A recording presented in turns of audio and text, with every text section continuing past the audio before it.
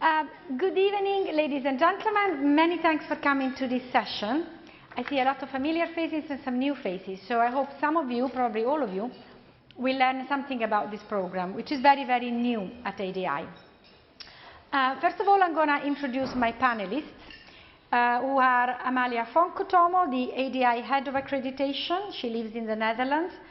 David Troxel is not here, but is going to come here in a minute, who is a Global Review Panel member, and David lives in the USA and is a private consultant on healthcare. Emily Ong, and it used to be with the Alzheimer's Association. Emily Ong from Singapore, who is a person living with dementia, as we know now, a board member of ADI, and also a panel member for our Global Review Panel. Mary Flynn is the ADI Accreditation Advisor, but Mary is also the Associate Dean for Accreditation now at Cass Business School? Yes, that's it, yeah. And Mary and I used to work together. And last but not least, the unbelievable DY Suharya, the ADI Global Review Panel member, of course, but our Asia Pacific Regional Director who lives in Indonesia. Now, before I open that, let me give you a little bit of background why we've done this. We've done this because about 5 years ago, ADI had a training program in Asia. And this training program had been sponsored by a very generous donor and had been developed on the basis of Marie McCabe's group, Dementia Australia Training Guidelines. When I joined ADI, I decided that lovely as the training program was, it was not really what we should do, because we are not a university, we are not a training provider, we are a global advocacy organization, and we've got a lot to do without having a training program. Having said that, a lot of our members were demanding a training program. Up at that point, only the Asia Pacific members had access to that training program because it was funded for them. And so that was also quite iniquitous, if you wish, that the rest of the world that also needed it so much could not get access to this bit of ADI. So we sat down on the drawing board with DY, and we decided that actually we could do something slightly different. And because I have worked at a business school before with Mary, and I was familiar in the process of accreditation for business schools, I thought a lot of people are asking us whether we could put, for want of a better word, an ADI seal of approval on the training course, so that the training course would, form people who were person-centered, that were conforming to the value of ADI, and all those wonderful things that you've been hearing in the conference in these 2 days. So we have done that. And what was wonderful was that we found a very benighted and long-sighted donor in the US that has also funded this program for a few years. So we have been able to employ Amalia to actually run it. Conscious that we needed a group of experts, we formed the Global Review Panel. We've got, not all of the review panel is here with us today. We've got reviewers pretty much in all continents. And hoping that once the travel would resume, would we then be able to deploy the Global Review Panel members to do the review visits that are needed in order to accredit an organization. So I'm going to stop here, and I'm going to let Amalia first tell us a little bit more and show us a video. But the hope is essentially that some of you may be interested in gaining accreditation through this system. And if you are, then Amalia, of course, will love to hear from you and will explain in greater detail what does this entail. So, Amalia, over to you.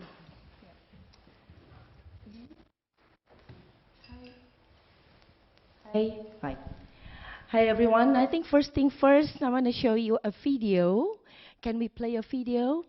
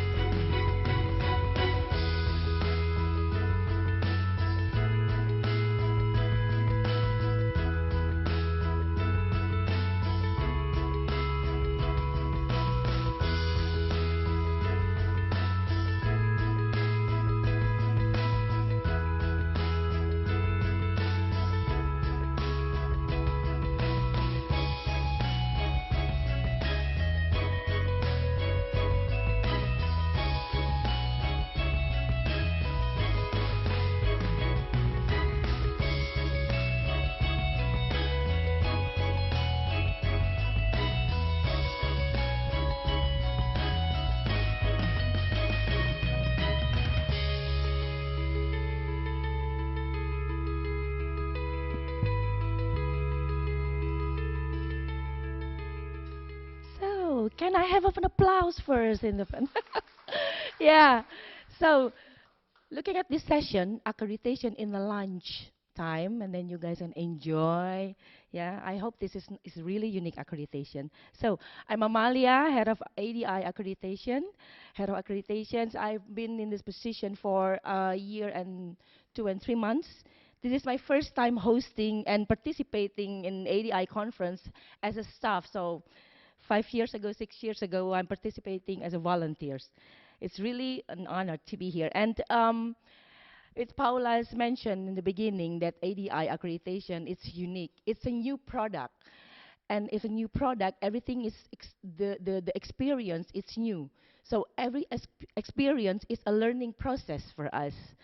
And this one, on the journey, we found that not a single training, it's the same. Not a single training. And that's the uniqueness of our accreditations, that every process needs a different approach depending on the program and the region and the cultural context.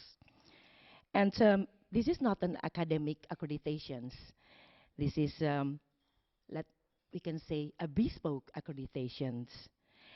And we think that it's only ADI can do it because we have a really, really wonderful global review panel members here on the stage, and I can see Don here as a participant here. Hello, Don.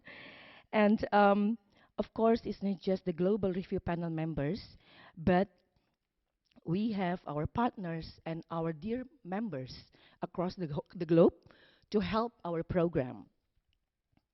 We just, when you saw in the video, we just accredited Kiang Nursing College of Macau last September, and now we are in the process with Silverado Community Care in San Diego and Hamad International Training Centers in Qatar. None of them, it's the same. Kiang is a university, a college, and Silverado is community care, and Hamad is a training center. One in Asia, China, one in the US, and one in the Middle East in Qatar. So we have a different way of approach to accredit it. It's also a standard, but a bespoke standard. Then during my experience as a head of accreditation in a year, we tried to explore, I don't know if here, explore to Latin America, Asia, North America, Europe, East Europe, West Europe. It's different how to approach, and that's the beginning of accreditation already. There's a lot of non-English country as well, that when I am approached, but Amalia, you know, we are a big country, but not many of us are speaking English, then, you know, accreditation is in English, and yeah, but they have a lot of good training in dementia care. And when they accredited that it's really potential for them to expand and share the training program in the region, even globally, we'll meet in the middle. English is not my first language and mother tongue as well, yeah, and is almost the same with the other rest of the world, and we will meet in the middle. That's why we have a diverse and lovely global review panel members and also our members to help us. I believe that when there is a will, there is a way. So we will meet in the middle. We will meet somehow. And actually, throughout these sessions, we are looking forward. I'm not going to talk long, but looking forward a lot of questions and discussions because we need a lot of inputs because everything, the journey is an experience and a learning process. So looking forward for a nice discussions and question and answer sessions later. So giving back to you. Thank you very much, and giving back to you, Paola. Thank you very much. Bear in mind, Amalia doesn't have an academic background, so it's taken Amalia and herself a few months to get her head around what exactly is that what we are doing. And now that she has become the biggest fan of the idea, because potentially it has the capacity to impact strongly people living with dementia and their families. So this is a possibility for us to really tell people what is that communities that are living with dementia would like to see as the care standards that they would like to receive. So it is a way for us to put in practice everything that we talk about and allow people to get to that level in a global way. Now, David Troxel, lovely David Troxel, if somebody's seen him before, tell me where you saw him, because then I can try and get someone to pick him up.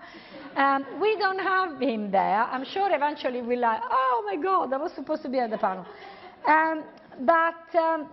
This place is a maze, so I'm not surprised it's lost. So in the meantime, I'm going to hand over to our third panelist, third panelist, Emily Ong. Now, Emily, can you tell us a little bit about your experience and why do you think this is a useful program?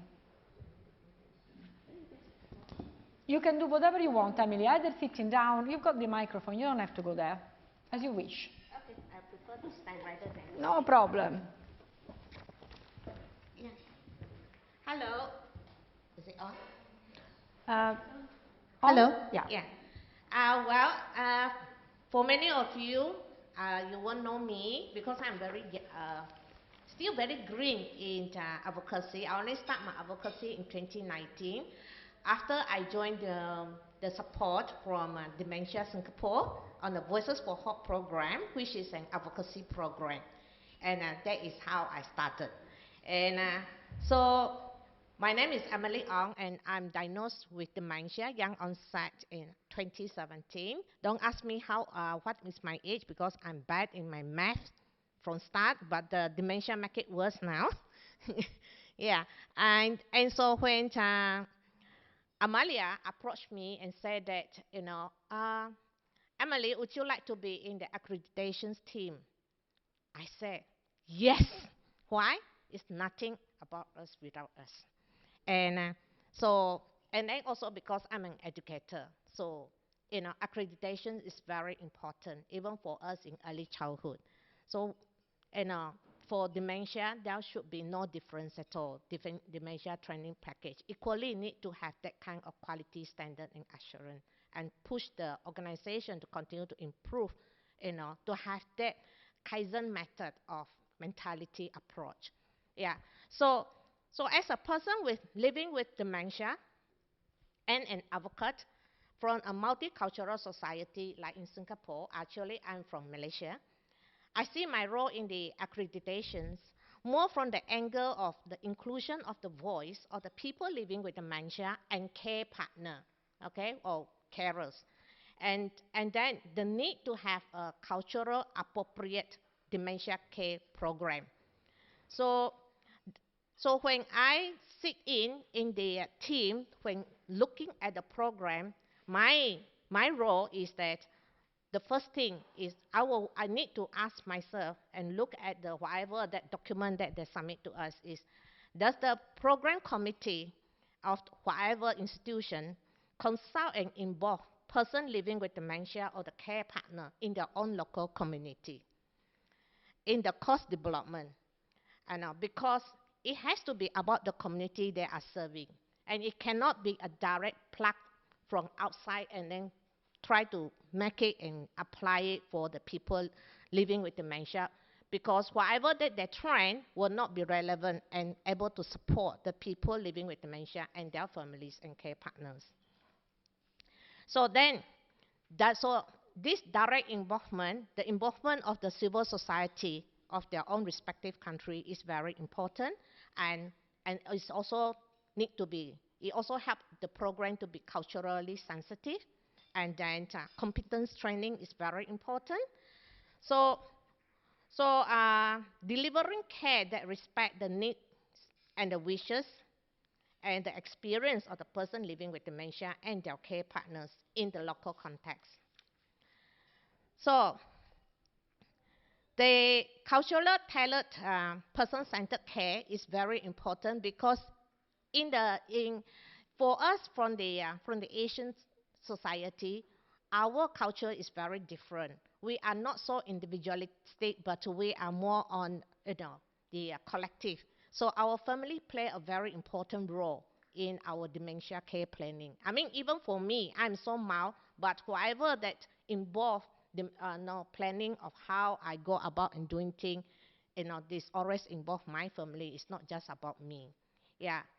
So when you talk about person-centered care approach, it has to be tailored to the culture, to the country. Yeah. So then another thing is that when the dementia care providers are educated on the cultural competence, it's not just on dementia care, not just the technical knowledge. It helps them to improve their ability to provide the optimal care, because then they will be more culturally sensitive. And then another thing for me is that because, as I mentioned, I'm an educator, so when I look at their whatever training that they submitted, is the stated learning outcomes matters a lot to me, because it is the one that shows me whether the learner will be able to apply their new knowledge in the real world context and not mere acquisition of the intellectual skill. Because that one, they don't need actually a training provider. You go into the Google now, you can have lots and lots of material. But it is very different when, the what you call the institution or the college provide a place for the student to go and engage and work with the people living with dementia and family and understand and hear the first-hand story from them. Then only then they will feel that, okay, this is what in real world context is like. And as you know, dementia is a very heavily stigmatized thing. The other purpose of having a quality training is to look into whether is there a change in the attitude of the learners after they've gone through the process of the training. So a part of our training accreditation is we will talk to the student, and when we were talking to the student and from the Kiang, the first question I asked is, has there been any change in your attitude? So there was a GP who signed up for the course, for the Kiang one, and she said that even though she is a medical trained, and she had been working with the families with dementia, have dementia one, it is through this kind of courses, it changed her way. And when she was sent to the center, and she gets to hear first-hand story, from it is very different when people come to her clinic and you have 15 minutes or 5 minutes to see, you don't see the whole picture. Yeah, so it changed the way she practiced, even in her GP practice. So that is what I'm looking for, and what I guess all my team is looking for. So this is for me, is the inclusion of people living with dementia in the accreditation team is not just about, nothing about us without us, but it will help the training provider to provide the training that is relevant for each country's context. Yeah, thank you. Thank you very much. And as you all know, we are here in the business of changing attitudes, one person by one, but we will manage to get there eventually. David, given that you've joined us, naughty David, would you like now to tell us a little bit more about your perspective from especially the private sector and private practice viewpoint, but also more broadly about your experience you, Paola, I will, yes. on the panel? Thank you, everybody, and hello to people online as well as here in this beautiful, we're watching a game of cricket as well.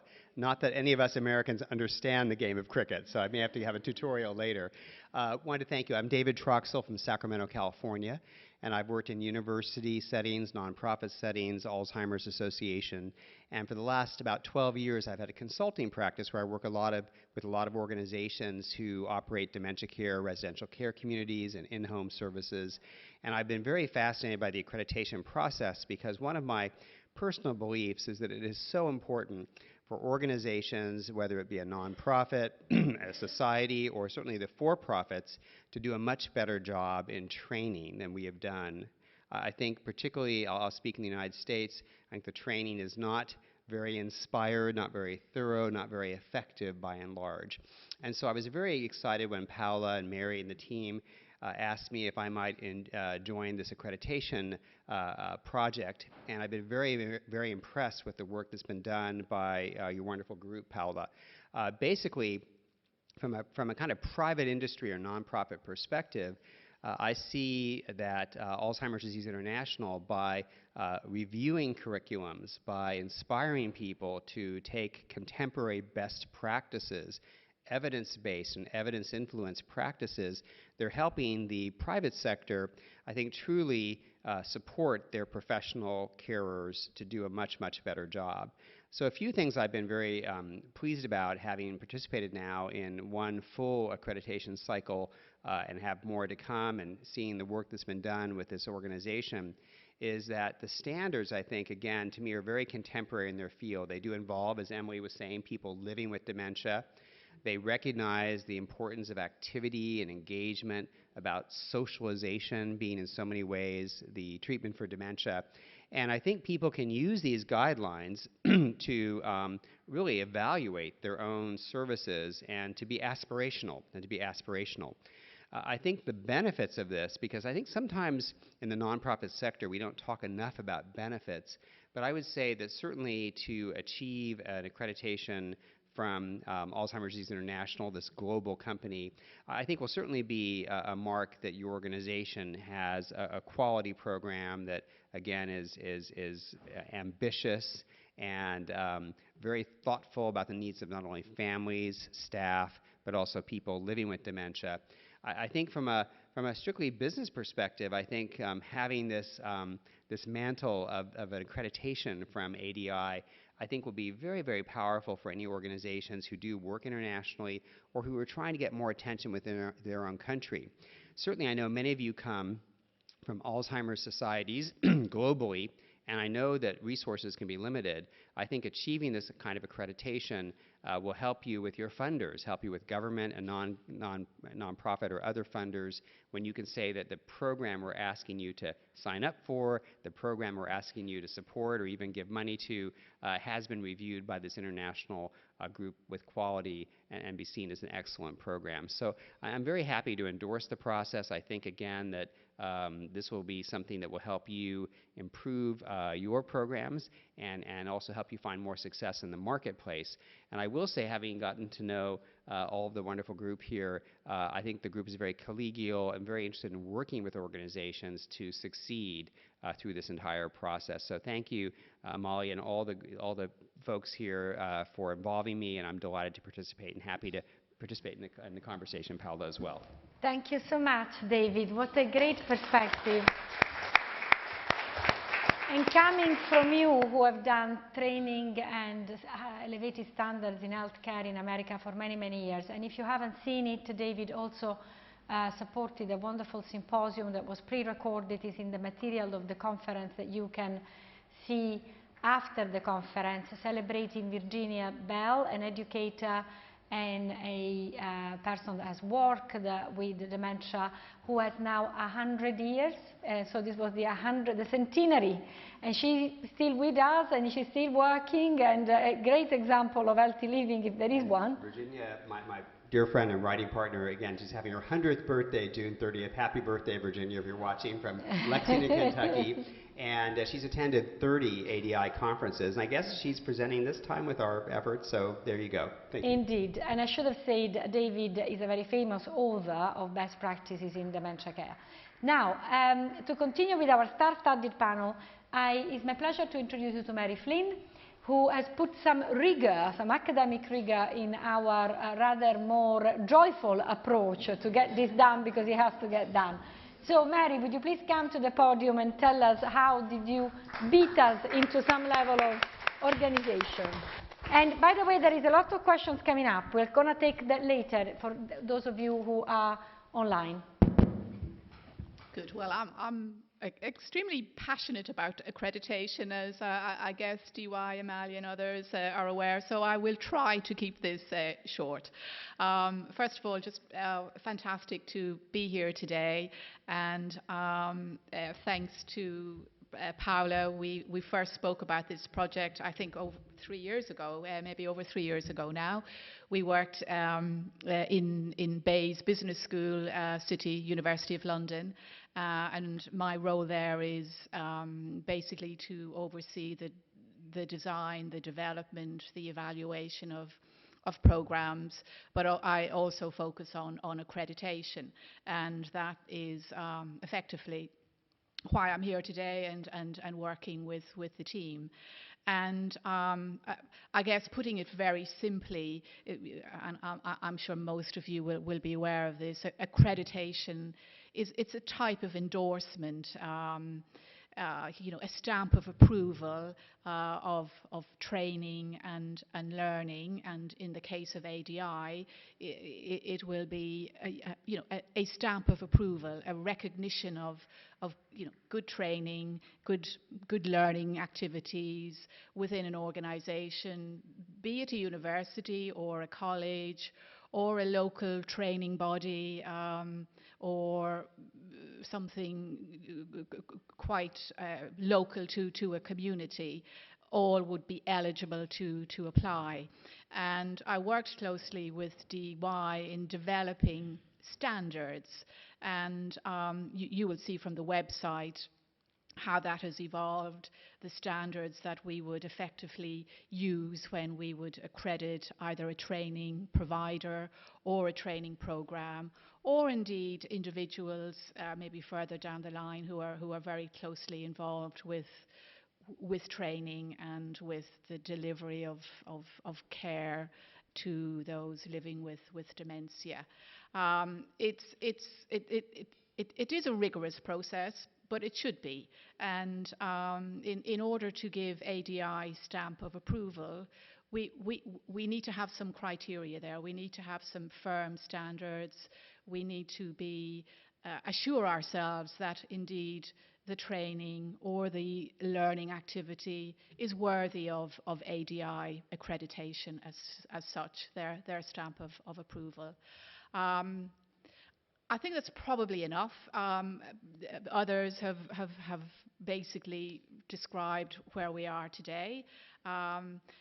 I see this as a wonderful opportunity moving forward for those involved in training, for those living with dementia, and I think will give recognition to many involved in training and in care of those living with dementia. And I should say my own family, I'm very familiar with this. My own mother lived with dementia for many years. My father cared for her, we cared for her. So it's a combination of that experience, my work in academia, and my connections with ADI. So very happy to continue with this project. I think it's a great idea. Thank you.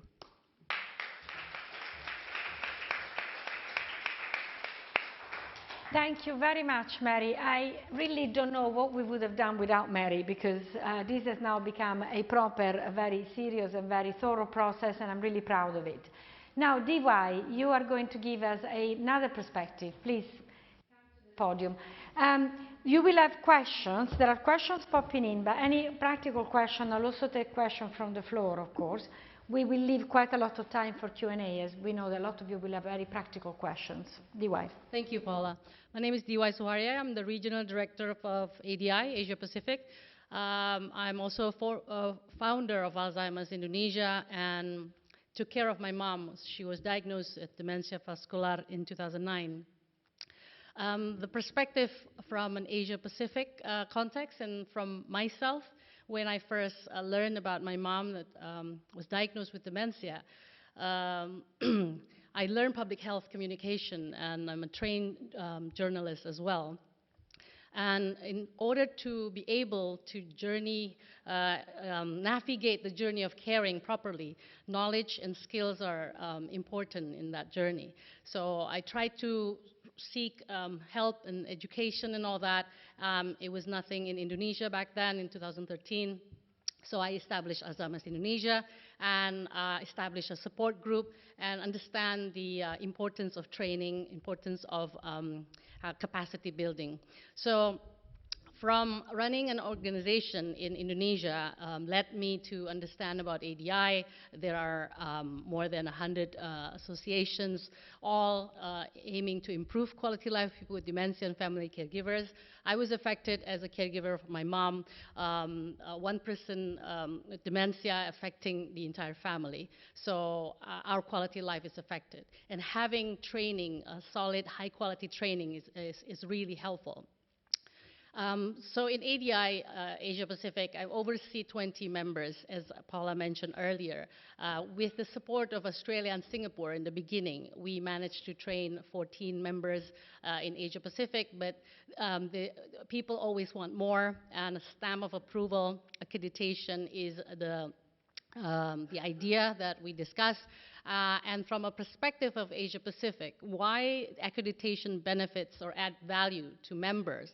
ADI aims to improve quality life of people with dementia and family caregivers around the world. How do we do that? By strengthening our members, by connecting our members to other partners and all that. So in an example of Kiang Nursing College, this is a partner of MADA, Macau Association, Alzheimer's Association. And Macau Association has been supported fully by Hong Kong Alzheimer's Disease Association. So having Kiang Nursing College applying for accreditation, one of the mandatory element is it needs to be person-centered care. It needs to be connected to our member as well. So ideally, the people that are trained through this accreditation program from Kiang Nursing College would definitely go up to the standard that would benefit people with dementia and family caregivers in terms of the quality of the care. So that's from the context of how we can connect the dots, and hopefully from what Amalia's video earlier, we will explore further with other countries and members that have programs that would like to be explored in this journey of caring and accreditation as well. Thank you. Thank you very much, DY. Now, I've been trying to read the screen, my screen, everybody's screen. Isn't that wonderful? Once upon a time, sharing was really simple. Now it's really, really difficult. Now, and it's different when you're at home, because of course you've got 3 computers in front of you, a telephone, you can do all this stuff, but here it's quite trickier. So, the first question that I am going to ask is to Emily. Emily, when you are assessing, we are assessing an accreditation application, what do you find is typically missing? Or what would be your advice to providers hoping to become accredited? Okay, that is a very good question.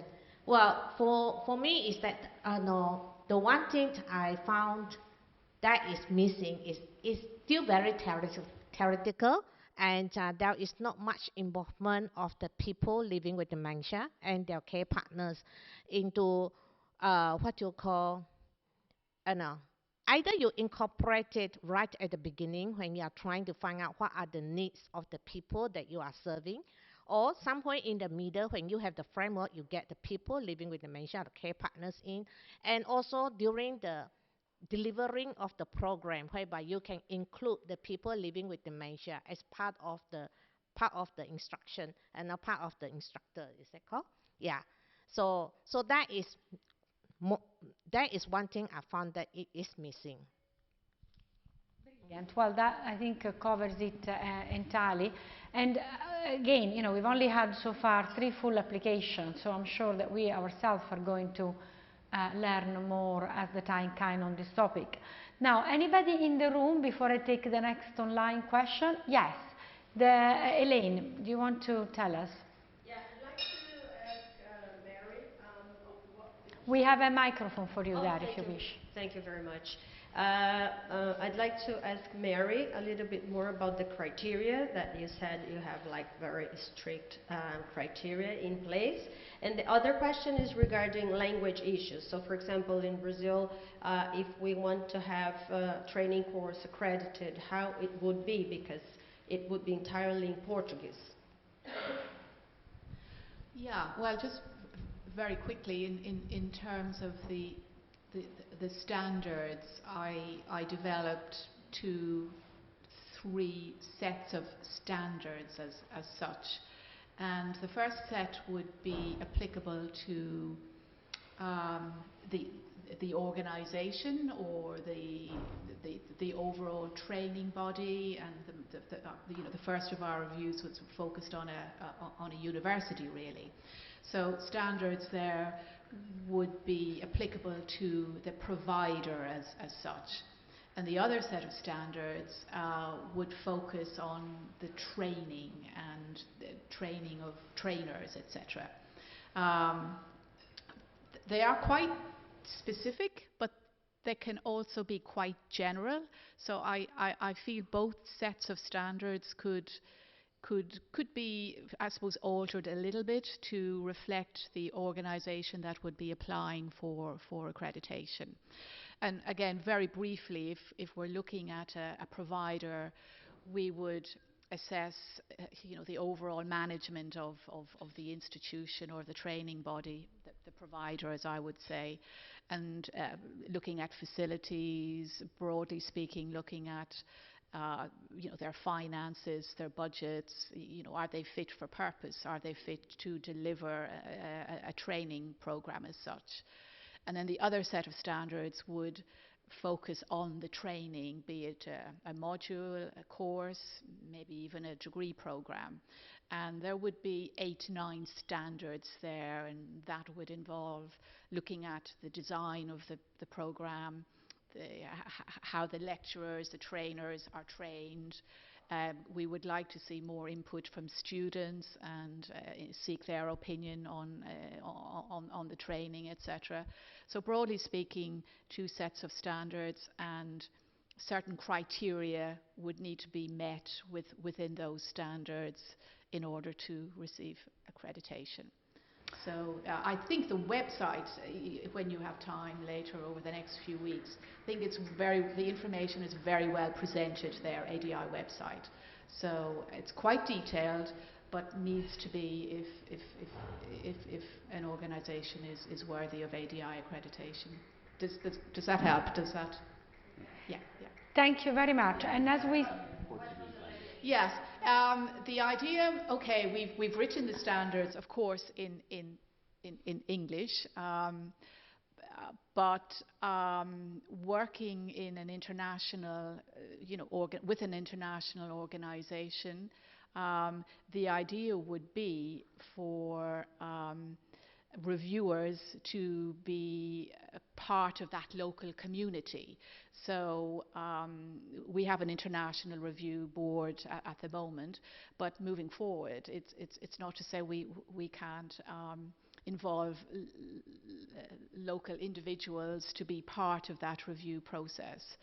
At the moment, I guess ideally it would be good to present an evaluation report and conduct in English, but that doesn't have to be moving forward. Shouldn't be a barrier, shall I say? Yeah, and Elaine, we will, if we get an application from a country which is not represented on the panel, typically we just add another panel member. Yeah. There cannot be enough, also because not all the panel can travel to the accreditation site, so we would deploy the 2 members of the panel that are closer to the accrediting institution, of course, no? Because it would be lovely to travel as a body, but as these requests multiply, then it's going to be impossible. Okay, thank you so much. A very good question. I've got a few questions more online. Any other question from the floor here? Anyone want to put their hand up? No? Ah, yes. Please, the gentleman over there. Thank you so much. Just a question about what is your expectation about how long it takes to review and accredit an organisation? Amalia, would you like to answer that? Yeah, the process itself, it takes 6 to 7 months. From the information will be in our website, and there will be eligible form that at the first stage you will be eligible or not, and there will be criteria there. And in total, it will be 6 to 7 months to be accredited. That's with the report back and forth and discussion and virtual visit. Thank you very much. I've got a question here. It says, thanks for the presentation. I'm a carer training provider interested in accreditation. Where can I find out more information on the accreditation program? This is a very good question since we don't have the website here and we haven't shown it to you. Yeah. Amalia. Yeah, it will be in the website as well. And you can contact me, Amalia Fonk Utomo, then, yeah, in ADI. And the website is Alzheimer's Disease International, alzin.org accreditation. Then it will be on our website. And there is a lot of information there. It also tells you how much it costs to be accredited, because of course it's not an activity that comes without costings.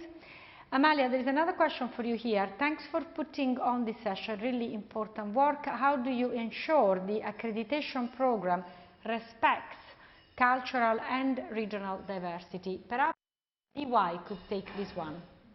Yeah, and then David, perhaps you could also say something about that. Thank you for the question, and that's why our member play a significant role. Cultural appropriate are the key words here that our members in all over the world play a role on this, and they also provide inputs and insights, as Emily mentioned as well. It's important to include people with dementia in the respective countries. What works in Indonesia, for instance, we have similarities with Brunei and Malaysia. I see faces from friends in Malaysia and Brunei here. It's similar context in terms of culture, and it's something that could be, you don't have to reinvent the wheel on that.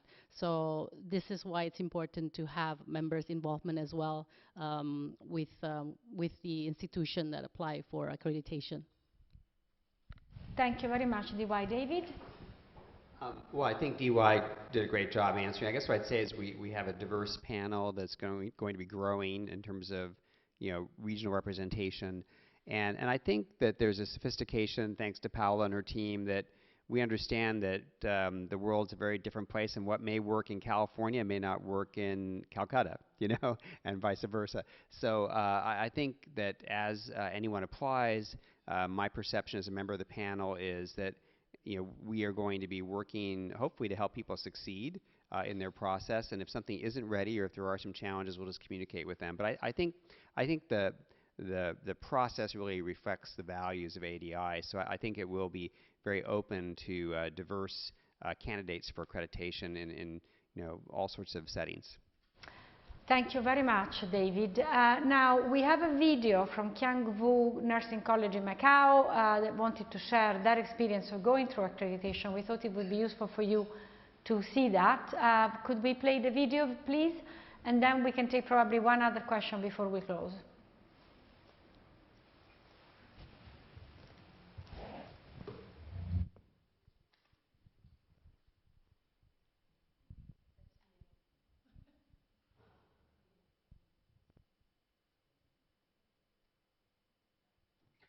Kiang Nursing College of Macau has been accredited by Alzheimer's Disease International last year.